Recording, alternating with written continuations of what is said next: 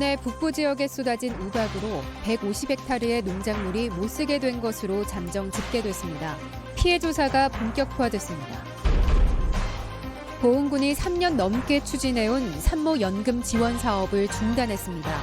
복지부 반대를 무릅쓰고 강행하다 벌어진 일입니다. 어린이 보호구역인 스쿨존 내 불법 주정차가 여전합니다. 단속만으로는 한계가 있습니다. 제천 의림지 진입로가 4차로로 확장됩니다. 800여 미터를 넓히는데 무려 15년이 걸렸습니다. 여러분 안녕하십니까? 오늘 충북 코로나19 발생 현황부터 알아보겠습니다. 신규 발생 확진 환자는 7명입니다. 지역별로는 청주 3명, 충주 2명, 제천 2명이 확진됐습니다. 충북 누적 환자는 3,274명, 누적 사망은 70명입니다. 지난 22일 저녁 잠시 쏟아졌던 우박으로 피해가 엄청납니다. 잠정 집계된 규모만 150헥타르에 육박하고 있는데요. 농정당국은 피해 조사와 더불어 농민 지원 대책을 고심하고 있습니다. 보도에 이지형 기자입니다. 충주에서 밭작물을 키우는 정봉택 씨. 대파며 고추며 우박에 쑥대밭이 됐습니다. 수확까지 고작 이틀을 남기고 통째로 드러내야 하는 상태. 회생이 불가능할 정도입니다. 우박을 맞아 상처가 나면서 이렇게 하루 사이에 벌써 썩어 들어가고 있습니다. 60년 동안 농사를 지어왔지만 이런 적은 처음입니다. 살아날 가망이 전혀 없어요. 아주 누구더러 그냥 가져가라도 10원도 줄 사람이 없어요. 모양을 갖춰가던 사과도 곳곳이 상처. 한 해 농사를 망칠 지경입니다. 대부분 농작물 재해보험에도 들지 않아 막막함이 더합니다. 관리만 잘하면 이제 수확 시기에 수확만 하면 되는데 보상을 어디서 받아요? 받을 길이 없을 것 같은데. 하루 사이 충북에서 잠정 집계된 우박 피해 규모는 145헥타르. 충주가 120헥타르에 육박해 가장 피해가 컸고 음성 12.5, 괴산 11.6, 단양 1.4헥타르였습니다. 열흘 안에 피해를 접수하게 돼 있어 면적은 더 늘어날 것으로 보입니다. 지금까지 300곳 넘는 농가에서 피해 신고가 들어온 충주는 이미 국비 지원 대상 기준을 넘겼습니다. 지역별로 30헥타르가 넘으면 병충해 방제와 대체작물 파종을 위한 재난지원금을 일부 국비로 지원받게 되는데 접경지 또한 포함될 것으로 보입니다. 농업재해 대책에서는 30헥타 피해 발생이 넘은 지역과 면접한 시군은 30헥타가 넘은 것과 같이 국비 지원 기준으로 간주하여 지원해주고 있습니다. 하지만 농작물 자체에 대한 보상이 아니다 보니 피해를 보전하기에는 부족한 만큼 대출 상환일 연장, 이자 감면, 생계 지원과 생산적 일손 봉사 등 간접 지원책도 검토하고 있습니다. MBC 뉴스 이지연입니다. 코로나19 백신 1차 접종을 마치고도 확진 판정을 받은 사례가 충북에서도 확인됐습니다.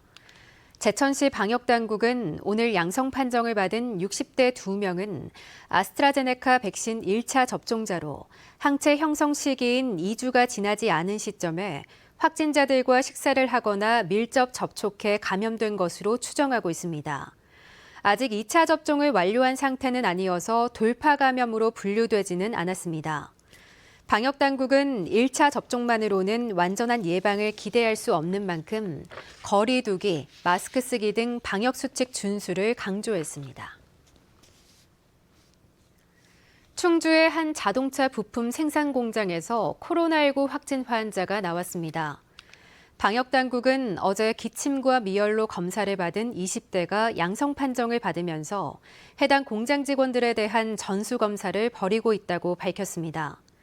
대상 인원은 900명으로 현장에 이동 선별진료소를 설치해 보건소와 나눠 검사를 진행하고 있습니다.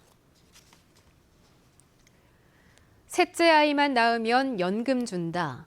이런 말을 믿고 셋째 아이까지 낳았는데 갑자기 지원이 중단된다면 분통 터지겠죠. 보훈군이 3년 전 지방선거를 앞두고 전국 최초라며 추진했던 셋째 아이 이상 출산모 연금 지원 사업을 갑자기 중단해 논란이 일고 있습니다. 보도에 김영일 기자입니다. 2년 전 셋째 아이를 출산해 아이 셋을 키우고 있는 김현옥 씨. 얼마 전까지 보험군에서 매달 10만 원씩 연금보험료를 지원받아왔습니다. 보험군에서 지난 2018년부터 추진했던 셋째 아이 이상 출산모 연금 지원 사업입니다. 20년간 보험군에서 연금 보험료를 대신 내주면 다둥이 엄마는 60살부터 연금을 받을 수 있습니다. 출산을 계획하는 데 있어서도 많은 도움이 됐고, 출산후를 위한 연금제도라고 하지만 저희 아이한테 지원해 줄 수 있는 금액이라고도 생각이 듭니다. 그런데 문제가 생겼습니다. 보험군이 최근 보건복지부가 연금 지원 사업 폐지를 권고했다는 이유로 지난달부터 연금 지원을 중단한 겁니다. 주민들은 보험군의 갑작스런 결정에 납득할 수 없습니다. 사업 시작 전인 지난 2017년 두 차례나 보건복지부가 반대했는데도 사업을 강행해놓고 이제 와서 일방적으로 갑자기 사업을 중단하는 게 말이 되냐는 겁니다. 애초에 이 사업이 시행되기 전부터 그런 협의 결과를 통보받았다고 들었습니다. 똑같은 이유로 부동의 했다는 그 이유 때문에 이렇게 갑자기 중단이 돼야만 하는지. 3년 전 지방선거를 앞두고 3선에 도전하던 현직 군수의 정치적인 목적에 맞춰 무리하게 추진한 것 아니냐는 비판도 나옵니다. 바로 또 선거 전에 부동의 받은 사업을 이렇게 했다는 것은 선거하는데 본인한테 조금은 어떠한 업적 이런 것을 좀 홍보하기 위해서. 이에 대해 보험군은 수년에 걸쳐 이뤄진 보건복지부 설득 작업에 결국 실패했고 지난해에는 감사원 지적도 받아 사업을 중단할 수밖에 없었다고 해명했습니다. 대신 출산지원금 확대를 통한 지원은 계속 이어가겠다고 강조했습니다. 다시 또 그렇게 협의했음에도 불구하고 또 부동의가 난 상황인데 또 그럼 뭐 또 한다고 한들 이게 복지부에서 또 승인해 줄 것도 아니고. 하지만 출산모들은 선거를 앞둔 시점에서 무리하게 연금 지원 사업을 추진하다 일방적으로 사업을 중단한 보험군의 조치가 부당하다며 충청북도에 행정심판을 청구하기로 했습니다. MBC 뉴스 김영일입니다. 현재 논의되는 5차 긴급재난지원금과 관련해 이시종 충북지사가 후손들을 위해 지원금 일부를 우주개발, 기초과학 등 미래산업 육성에 투자하자고 주장했습니다. 이시종 지사는 페이스북에 글을 올려 오늘의 부를 나눠 갖는 것도 중요하지만 일부는 100년 미래, 1000년 후손들을 위해 국가 위상을 높이는 데 투자하는 것 역시 중요하다며 이같이 제안했습니다. 제천의 상징으로 볼 수 있는 명승 의림지의 진입로가 4차로로 확장됩니다. 860m 길이에 불과하지만 확정 짓는 데만 15년이 걸렸는데 공교롭게도 수혜가 전화위복이 됐습니다. 의림지 일대는 체류형 관광지로 변화의 바람이 꿈틀대고 있습니다. 허지희 기자가 보도합니다. 문화재청이 지정 관리하는 명승 제천 의림지 진입로. 4차로에서 2차로로 줄어드는 구간은 주말이면 몰려드는 차량의 병목 현상과 정체로 몸살을 앓고 있습니다. 제천시가 15년 전부터 도로 확장을 요구해 왔지만 경관 훼손을 이유로 받아들여지지 않았는데 문화재청이 최근 4차로로 확장하는 형상 변경을 승인했습니다. 15년 수건 사업이 해결된 실마리는 공교롭게도 지난해 8월 수해로 도로 사면이 붕괴한 것. 사면 복구와 동시에 도로 확장 필요성을 계속 제기했고 결국 받아들여졌습니다. 현재 도로를 기준으로 우측으로 한 7.5m를 확장하는 겁니다. 확장을 해서 2차로를 추가로 확보하는. 작년에 수해난 것도 이 도로공사하고 병행해갖고 항구복권까지 마무리 질 수 있는. 제천시는 내후년까지 47억 원을 들여 완료할 방침입니다. 이번 도로 확장의 의미는 단순히 의림지 접근성 향상에 그치는 것이 아닙니다. 제천시는 의림지 주변 관광 사업에 공격적으로 투자하고 있습니다. 의림지에 유리데크 등 각종 자연과 어우러지는 시설을 설치한 제천시는 의림지의 수질 개선을 위해 120억 원을 들여 의림지와 고암정수장을 연결하고 있고 전선지중화로 경관도 정리했습니다. 특히 2026년까지 1,600억 원의 사업비를 확보해 의림지들을 일명 드림팜랜드로 조성하는 것이 핵심. 일대가 자연치유특구로 지정된 만큼 각종 특례가 적용돼 농경 체험을 할 수 있는 시설과 친환경뜰 조성이 탄력을 얻게 됐습니다. 도시에서 없는 메뚜기와 방학개기가 날아다니는 그러한 강한 청년들을 만들어서 서울 경기권의 자연 체험 학습장, 농경 체험 학습장으로 활용함으로써 열기구 세대를 도입해 의림지들과 모산 비행장 위를 나는 사업도 내년 4월부터 시작하고 의림지 리조트 개발 의향서가 올해 들어 잇따라 제출됨에 따라 오는 9월부터 본격 추진을 앞두고 있습니다. MBC 뉴스 허지입니다. 어린이 보호구역에서 불법 주정차가 계속되는 현장, 지난주에 보도해드렸죠.